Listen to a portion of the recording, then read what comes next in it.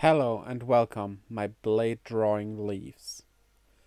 Only a few more days until we can experience Xenoblade Chronicles 3. So, let's go with the last recap part of Xenoblade Chronicles 2. A small titan named Grams rests upon the Cloud Sea. As his only inhabitant, a young salvager, who goes by the name Rex, fishes up an old crate from the depths. Bantering over Rex's job, Rex explains, "In the middle of the Cloud Sea of Ayager'S sits the World Tree. According to legend, people once lived with the architect atop the tree, in a place called Elysium. But everyone was cast out, and are now forced to live on the Titans scattered across the clouds. And now, the Titans are slowly dying off. Rex is worried that eventually there'll be nowhere left for anyone to live." Back at the Argentum Trade Guild, Rex receives an offer from Banner and a group made up of different people. They need someone from Lefteria, Rex's hometown, to salvage something special, and as it is a lucrative job, Rex agrees to it. Two of them even have blades with them, a species able to strengthen a human they form a bond with, and also providing a special weapon. Rex gets into a fight with Grams about not knowing anything about this job, but boards the maelstrom anyway. While on watch, Rex talks with Nia about his dream to one day find a way up the World Tree so people wouldn't have to fight for dwindling land and resources. Nia thinks this is a bit silly, but identifies with him having no parents, and decides he's alright. A storm brews as the ship reaches the salvage point, and Rex joins the crew in raising a huge ancient ship from the depths and later searching the ship. They reach the bottom deck where Rex is able to open the doors with Adam's crest on them, being told he is one of the few who can. This leads to Rex being the first to see a red sword inside a pedestal, with what looks like a sleeping red-haired girl trapped in the wall behind it. Jin and Malos recognize this as the Ayager'S. Rex is compelled to touch the sword's green crystal, but the moment he does, Jin teleports behind him and fatally stabs him. Rex finds himself in a grassy plain. He finds the lady there, who calls herself Pyra, and says that he was killed, and is now in a memory of Elysium.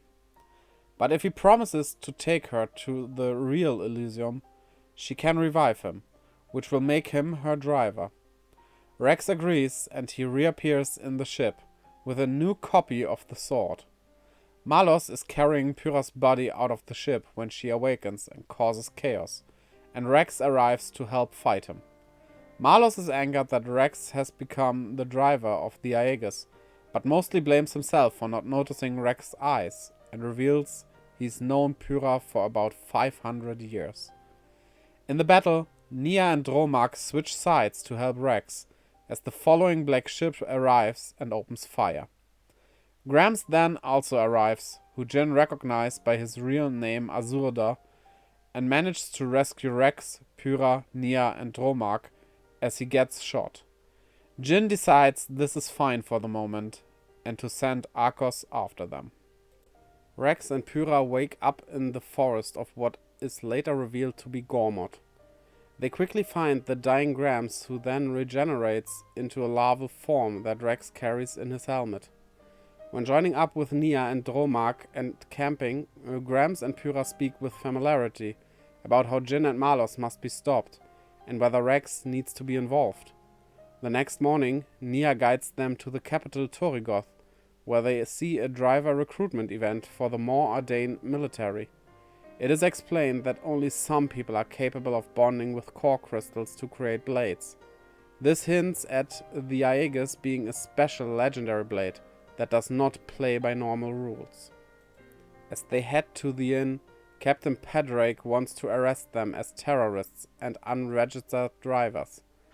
After being attacked by Brigid, the strongest blade in the Empire, a nobun called Tora helps them escape and hides them inside his house, so the troops lose them. After becoming friends with Tora and eating, they ask around town for more information on what might have happened. Nia is rumored to be executed soon, so they hatch a plan to sneak into Morag's Titan battleship. After helping Tora to complete his artificial blade Poppy, the group begins their rescue attempt. The rumor of Nia's execution is revealed to be a trap to get Rex and Pyra to show up, and the party's getaway is blocked by both Morag and Brigitte, who want to capture Pyra to ensure she can't kill Titans again, like she did 500 years ago. Rex refuses the party is able to use a water tower to escape. While resting in the wilderness, Nia is convinced to stay to help Rex prove Elysium's existence and stop the inevitable war. After procuring a Titan ship from Tora's uncle pawn Umon, the party successfully reaches the base of the World Tree, but finds that the Cloud Sea ends in a cliff surrounding it. While escaping from a giant robotic snake called Ophion, the party is then swallowed by the Urayan Titan. Trying to get out, they find Vandam, his blade Rock, and 2 of his lackeys. Vandam recognizes Pyra as the Ayager'S, so he tests them in a fight, which exposes Rex's inexperience with rationing a blade's power. He invites them to the nearby Garfond, a village of mercenaries and orphans, and later a job to teach them some new abilities and tricks. He also tells them that the blades of killed drivers return to their core crystal form, and they can be activated again when they regain their glow, though they lose their memories. He then takes a new crystal out of a dead Titan, saying that's where they came from. Upon returning to Garfond, the matching wounds on Rex and Pyra suggest that if either of them dies, so will the other. Vandam tells them about a mate of his, who might know a way across the void around the World Tree, so the party heads out to Fonsa Mima. On their way, they encounter Sieg von Genbu, known as the Bringer of Chaos, also known as the Siegnator, and possibly the most evil driver in Alrest, accompanied by his blade Pandoria and his mascot Turtus. He fails in a fight for control of Pyra and disappears. When reaching the capital, Pyra saves a girl from being bullied by a soldier, after which she is revealed to be the granddaughter of the person they want to meet, Cole. Vandam asks Cole about the World Tree, who says he knows someone who met the architect, so he's the one they're looking for. Cole's explanation of where to go is cut short because of his health, so the group heads to an inn. Malos and Akos trick Iona and Pyra to separate them from the party, so the next morning the rest of the party wakes up to find them missing. Cole explains what happened and that they're probably at Oletro ruins, so they hurry over. At the ruins, a fairly even fight breaks out until an anti-ether field cuts off the blade driver connections, leading to a significant advantage for Malos and Akos. Akos unveils Jin's plan to use the Ayager'S power to wipe all humans from the world. Malos and Pyra disagree over their father's intention. Malos starts to show a greater shadowy power than just what Sever can do. Vandam stabs himself using Rock's weapon in a last attempt to use the elemental power, telling Rex to escape. He is killed, and Rock turns back into his core crystal. Rex angrily rushes Malos and is easily overcome. In desperation, Pyra turns into Mithra, now yellow and white with long hair and the ability to gain giant lasers from above. She appears to be able to circumvent the anti-ether field and also grants Rex some foresight of upcoming enemy movements. In the end, she unleashes a barrage that shatters the cores of Sever and Obrona, forcing Malos and Akos to bail, and Mithra turns back into Pyra. Rex cries for Vandam. The next day, Vandam is buried where he fell. With some back and forth, Pyra and Mithra explain what happened and how Malos is also an Ayager'S, both with enough power to destroy the world. Long ago, a man climbed the World Tree hoping to reach Elysium and found it empty. To prove his journey, he brought back 2 core crystals and later awakened Malos from one. This caused a lot of problems, so Mithra was awakened by Adam, hero of the Kingdom of Torna, to try and stop Malos' rampage. They eventually won, but 3 Titans were destroyed in the crossfire. Mithra then sealed herself as Pyra in a sunken ship to ensure that her destructive power could no longer be used. The two, Pyra and Mithra, would talk in their dreams while sealed up, and decided to return to Elysium if ever woken up. Cole reveals himself to be a blade named Minoth and hands Rex his dagger to take to his driver in Indol, for him to reveal how to get to Elysium.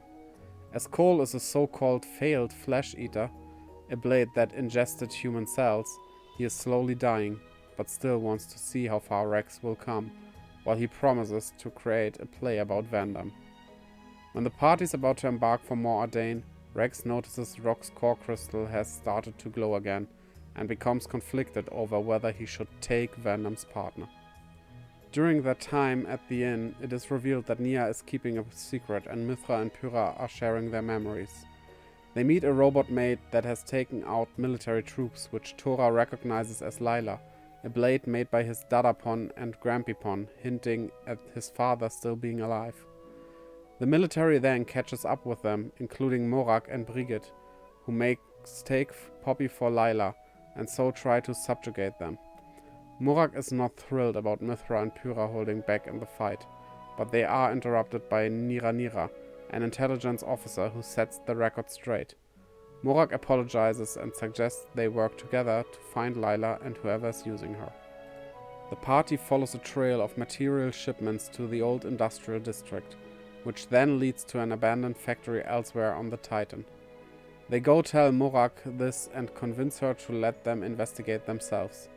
She replies with rumors that a big-shot Nobon merchant is involved, who Rex assumes to be Chairman Banner. Banner is revealed to have sold information to Torna and tries to defeat the party using Lila and later a giant maid robot called Rosa, but ultimately loses. While Banner is heading for the harbor, they are interrupted by Mikhail and Patroka with their blades Cressidus and Perdido. The party manages, with help from Morak and Brigitte, to move their opponents to a space where Mithra is able to use Sacred Arrow, killing Cressidus and Perdido. After interference from someone from Indol, Patroka and Mikhail escape onto the hidden Monoceros, while Morak recognizes the newcomer as Fan Lanorn. In a flashback to 500 years ago, there's a sparring match at Adam's camp. Laura is using Fan, though she calls her Haze, and a hooded man who is presumably Adam is using Mithra. During dinner, Brigitte arrives and they talk about a driver and blade being at their strongest when together. It's mentioned how Haze can restrict other blades' abilities, and how hard it is for her to resemble her driver Laura so strongly. Back in the present, Fan explains she is an envoy of the Indoline Praetorium. Praetor Amalthus is Malos' driver and wishes to see Rex as the other Ayager'S driver. Amalthus is also the owner of Cole's dagger, which implies he's the one that Rex is looking for anyway. There's some suspicion that this is too good to be true, but they agree to return to Indol with Fan. Mithra notices that half of Fan's core crystal is missing, and she is not in proper resonance with her driver Amalthus. To get through the massive ridge in the Leftarian archipelago, the party, accompanied by Morak, travels through Rex's home, the Leftarian Titans, so they visit his hometown Fonset village. Pyra joins Rex in visiting his parents' graves and is later told about Rex's arrival in Fonset by Corrin, deciding to stay with Rex, so he isn't alone anymore. During a fight with the now stronger Zeke, who is revealed to be the Crown Prince of Tantal, they come to a mutual standoff and Zeke tells them he is an envoy of Indol on a mission to look for the Ayager'S, before he falls into the Cloud Sea, reappearing shortly after.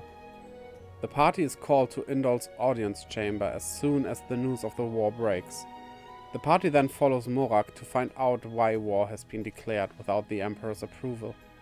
They try to stop this war that only benefits Jin and Torna, with Fan and Zeke joining the party. During some investigations of a missing Titan weapon, Jin arrives and tries to convince Mithra he switched sides, because he realized Malos was right, which she doesn't believe. Rex realizes that Jin is a blade, after which Jin then removes his mask to reveal a blood-red core crystal in his forehead. While Fan tries to get the upper hand on Jin, he reveals to be so powerful he is able to resist her ability and stabs her core, claiming it to be a favor to her. She moves as if she agrees, but Jin falters because of his memories of Laura. He explains how blades are impacted by losing their memories and how Indol enslaves them by controlling their core crystals. Rex is upset that despite being a driver, he wasn't able to save Fun. Pandoria reveals that Zeke was disowned because he traveled the world instead of being useful, and after being saved by Indol, started living there. She later causes Genbu, Tantal's titan, to surface. While traveling through the snow, Zeke explains the cold climate is caused by bad circulation, as evident by the dim ether lines. When they meet King Eulogimenos, he ignores the message from Amalthus and captures the party, separating Pyrrha. After escaping the Ethernet-like prison using Poppy, they find Pyrrha underground, where Eulogimenos wants to save the world by destroying Pyrrha using an ether accelerator. When the party arrives and is blocked by guards, Poppy lifts the cannon, so it misses the shot, and Zeke rescues Pyrrha. Eulogimenos reveals that the people of Tantal are not actually descendants of Adam, only claiming importance to try and keep the people of Torna united. Pyrrha says that Adam foresaw that this would happen, so he chose to not return to them and left them a holographic message in her earring. He wants the Ayager'S to return to humanity after they learn to live better lives. Eulogimenos is shooketh. After collecting the Omega Fetter and resurfacing, the group is attacked by Arcos, Mikael and Patroka, who are all revealed to be Flesh Eater blades.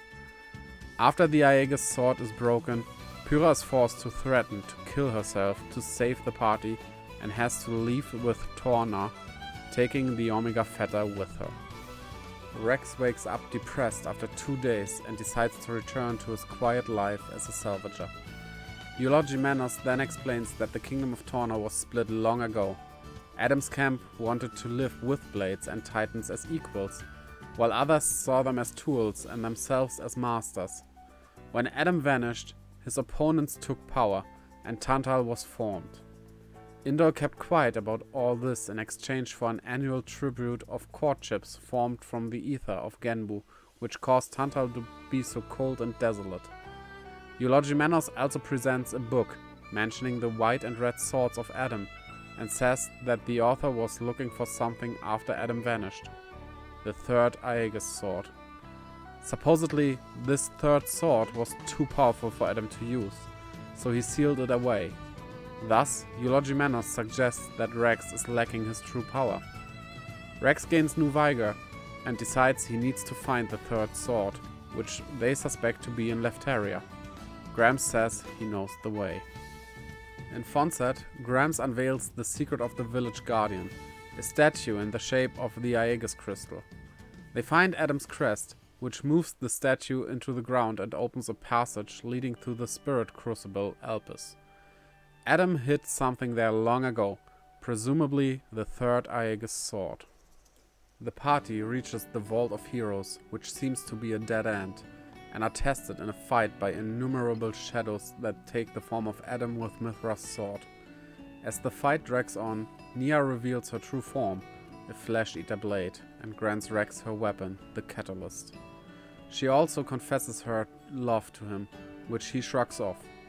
Eventually, the Adam shadows acknowledge that Rex fights for someone other than himself, and all vanish. During a dream sequence with Adam, Rex learns that Pyrrha and Mithra are afraid to accept themselves, and taking on their weight is how Rex will become their true driver. Back in the vault, Rex approaches a stone tablet, which falls away to reveal the third Ayager'S sword. After Rex reveals Pyrrha's location to be inside a rotting titan near the World Tree, and Morak has a military vessel take them there. The party reaches Malos at the Balkor's ruins, his core crystal visible and whole. He says they'll never see Pyrrha again, and uses his own sword to blow a hole in the ground around them. Malos' power can destroy anything it touches, but Nia counters this using her own power of mass regeneration, causing him to stumble off the cliff. The party moves on to find Jin and Pyrrha, and Malos reappears from behind them, alive and well. Malos brags about having removed all of Pyrrha's memories and chucks her inert body at them. As Rex says that he now understands what he has to do, Jin silently realizes something. During the fight, Rex is able to communicate with Pyrrha and Mithra and convinces them to continue on. Rex is granted the third Ayager'S along with Pyra's new form, Numa. Being able to match Jin's speed, they defeat him, but spare him because of the sadness in his eyes. Malos, as the ultimate weapon, wants to destroy the world by awakening the Artificer's ion in Elysium, so he leaves. Mythra wakes up beside Rex in what looks like a destroyed cityscape, a legendary place under the Cloud Sea that salvagers call the land of Moritha. Rex sees the World Tree's roots in the distance and they start to look for others. Mythra explains that the third sword lets her control artifices at will, and that her Numa form is both Pyra and Mythra at once, rather than either individually. The two find Jin being attacked by a humanoid monster and decide to help and even heal him, but still want to stand against him if necessary. During this, they discover that Jin is a flesh eater, while Mythra suspects he ate Laura's heart. Still weak, Jin agrees to join the group until they can leave the area and reach the World Tree. The party finds the remnants of the Titan of Torna and decides to investigate.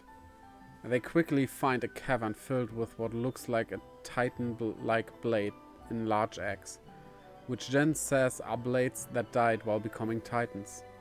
Blades are not truly immortal. Once they reach the end of their life cycle, they return to their original titan and attempt to become titans themselves, with no memories of being a blade. Jin recalls how Laura was fatally wounded when Amalthus attacked Torna not long after Adam vanished, which led him to eat Laura's heart with her permission. Amalthus' attack and intended destruction of the Ayager'S led to Jin's aversion towards humans. While trying to decide what to do next, the Monoceros arrives, but Jin orders them not to attack and leaves. The group enters the trunk of the World Tree and finds it to be mechanical, including an elevator in the center, so they get in and go up. While talking about losing memories, Nia realizes Jin never used the core crystals he collected to make more flesh eaters, and so he probably does not want to keep his memory. Reaching an outer path, the group witnesses the fight between Indol and the Marsanes. Amalthus hijacks Mythra's control of Siren, proclaiming himself the master driver of the Ayager'S. While Jin and Malos enter the World Tree, Rex tries to convince Amalthus to let him talk to them, but he refuses, claiming to know the true will of the architect. Rex uses his own master driver ability to get back control of Mythra, while Amalthus summons more Ardain to fire a weapon at the World Tree near the party.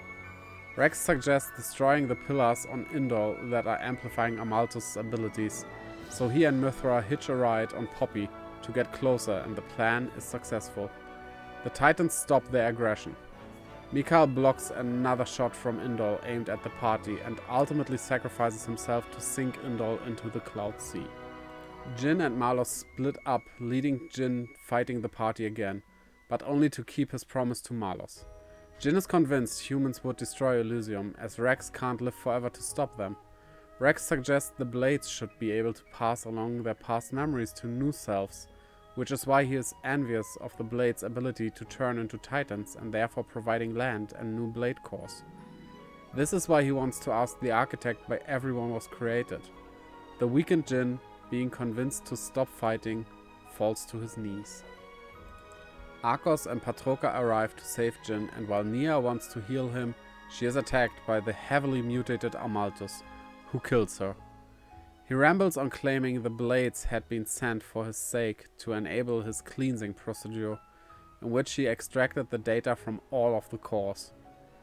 He remains convinced that the Ayager'S are only to destroy, so Numa realizes that Amalthus' worldview is what influenced Malos. Arcos tries to attack Amalthus, only to be grabbed and chastised for being a mere blade. Rex and the rest of the party try to save him, during which the suggestion of them being friends with their blades angers Amalthus into tearing out Arcos' core crystal and destroying it. After Amalthus is defeated, he attempts to destroy the World Tree by fusing with it, but he is ultimately killed by Jin, who uses up the last of his power, shattering his core crystal and vanishing. During a flashback, it is revealed that a fight broke out in near-Earth orbit between the first orbit station called Radamanthus and the Saviorite rebels. To defeat the rebels, the station is ordered to activate the conduit in order to release Ion, but Professor Claus uses it to begin an experiment, birthing a new universe. In the present, Rex hears the Bell of Elysium. Meanwhile, Malos has reached the old man, who is presumably the architect, who calls him Logos. After trying to kill him and being told he is dying anyway, Malos asks him a question. Is the choice of his role really his? The architect responds that it was both him and Amalthus, which Malos accepts and leaves to take control of the Ion, but not before thanking him for creating him. Rex and the party find Elysium to be an empty wasteland, some buildings intact and all life long gone. Rex and Pyra are both distraught, but agree to investigate the bell. The bell stops when they approach, and they hear the architect's voice, directing them into a secret passage that leads back into the metallic constructions of the World Tree. The architect shows the party visions of unnerving dreamlike locations, including out-of-character recreations of the other party members, after which everyone appears in a dark room. The architect is pleased, revealing himself and saying his name is Claus. He used these visions to see their fears and measure how mankind has changed, explaining that he wanted to change the world for the better. Instead, many parts of the world fell through the conduit to distant universes, with only the ruins of Morutha and half of his body remaining. The other half of his body lives elsewhere, though not for much longer, explaining that his other half's death is approaching. He viewed this as punishment for what he did, so he vowed to restore this world. He created the Cloud Sea to restore deteriorated matter.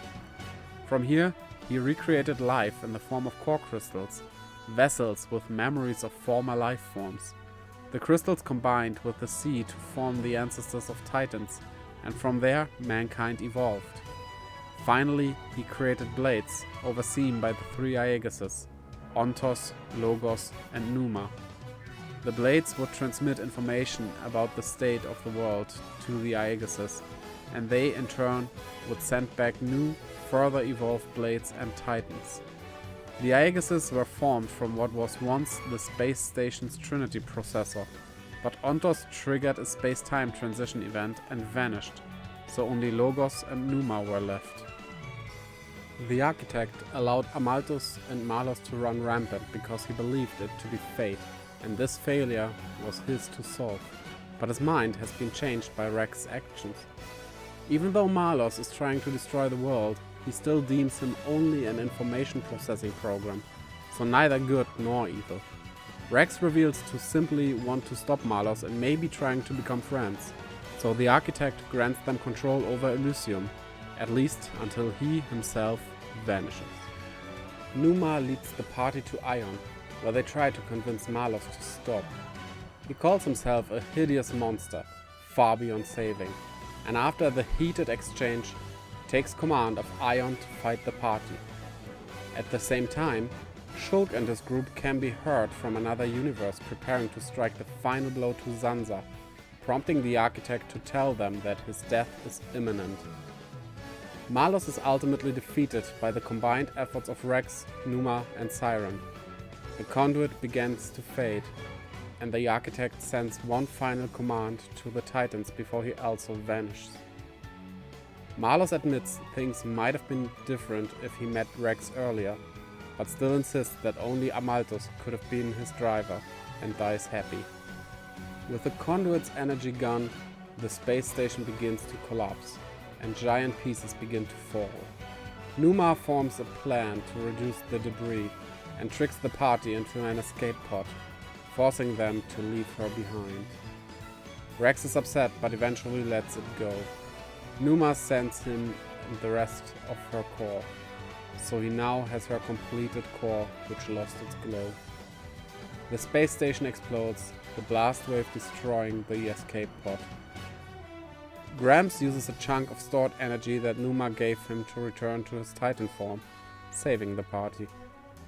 They descend to find that the Cloud Sea is gone, with the Titans landing in the ocean and joining with newly revealed land. Numa's core crystal regains its color and glow. There's a brilliant flash, and both Pyra and Mithra appear. This was the final recap, and on Friday, our adventure through Ayager'S begins. Are you excited? Tell me in the comments below. And while you're at it, slash the like and subscribe button as well as the little bell with the help of your blade. Then check out the links in the description below, leading to my Twitter and Instagram, where I post stuff and keep you updated on whenever I upload a new video, as well as to my Twitter, where I stream every Friday, Saturday and Sunday, and soon Mondays as well. I hope to see you over there again, and until next time, bye-bye.